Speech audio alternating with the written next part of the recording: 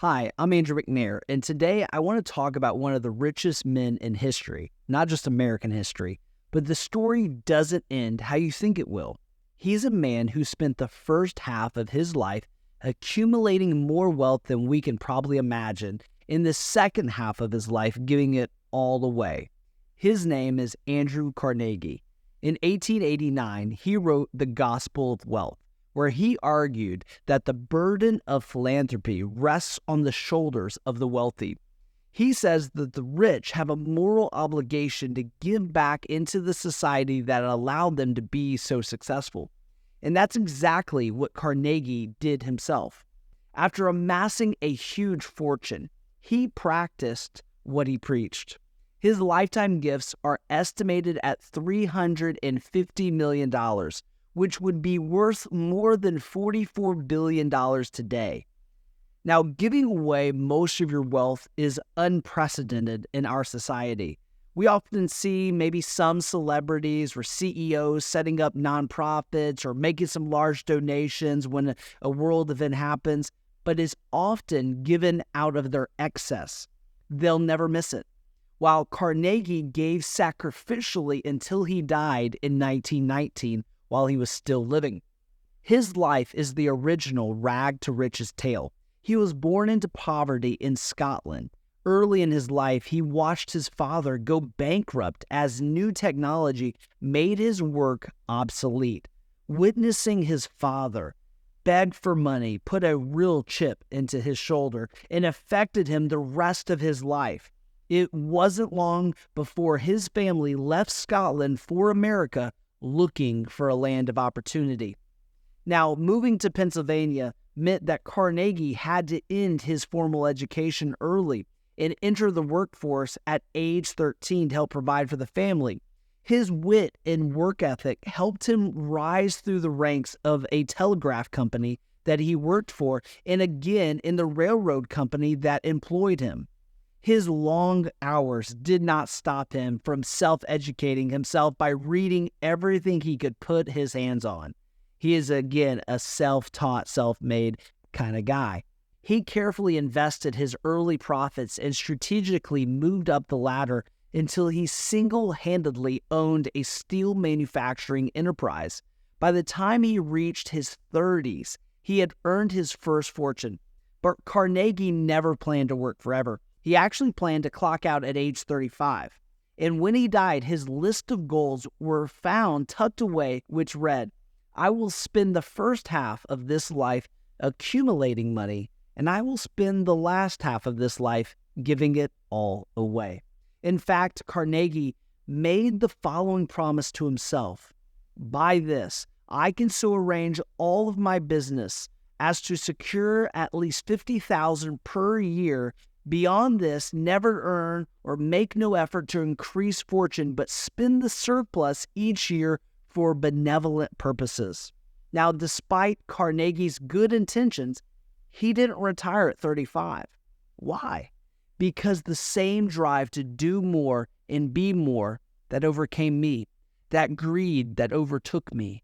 I relate so much to his story because of the same greed that overpowered him had a death grip on me. If you haven't already read my story, you can pick it up in The Giving Crisis to hear my testimony from greedy to generous, but that's a whole nother video, a whole nother day. In the entrepreneurial world, Carnegie gets praised often for all that he accomplished, but people in his day called him a robber baron, and rightfully so, for the ways that he used and abused his workers. And it's amazing what time will do and soften someone's reputation. His company and right-hand man made a habit of overworking his people, shrinking his workers' wages, giving their jobs away to incoming immigrants, and replacing workers with machines that did their jobs for them. Some historians even believe that some of his workers were murdered. But even when Carnegie's net worth was 2% of the country's entire gross domestic product, he didn't stop. Can you believe that Carnegie's net worth was equal to 2% of GDP? He kept making unparalleled amounts of money until finally at age 65, he sold Carnegie Steel for $480 million and became one of the richest men in history. Now, Carnegie did go on to give away most of his wealth. He started multiple charities and was the largest individual investor in public libraries in American history, which I'm very thankful for his efforts and his gifts because they have made a mark on American history. While it's wonderful that he was able to finally realize the path to true happiness and freedom, the question remains, what took him so long? And what takes all of us so long? The Gospel of Wealth shares that it took him over 50 years to finally realize the truth about money.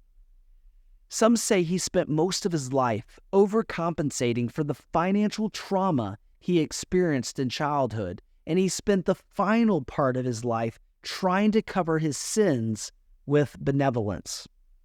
Now, his story is actually very typical.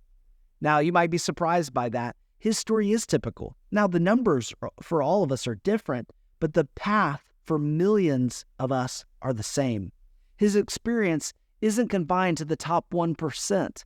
Walk into any church today, any nonprofit, you'll find pews and chairs filled with donors and people who are restless and lack true joy. Comparison eats away at us, and with it, consumerism fills the gap.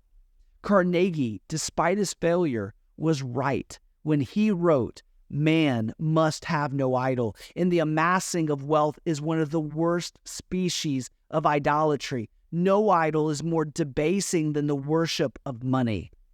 Well said by Mr. Carnegie.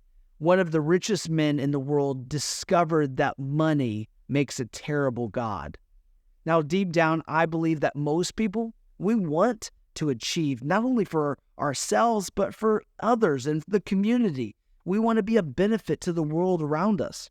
But of course, if you want wealth, youth, and power, but more than that, like Carnegie, you and I ultimately, we want significance. It's just that somewhere along the way, we get sucked into this rat race of success, and we can't turn off that voice, that greedy voice that's over our shoulder that says, "You're not enough, and this is not enough." And what starts off as the pursuit of happiness, what starts off as an American dream, turns into an American nightmare. One where you're chasing success and never arriving. It's always out of grasp. Pursuing happiness and never quite catching it. A purposeless chase that leaves you empty.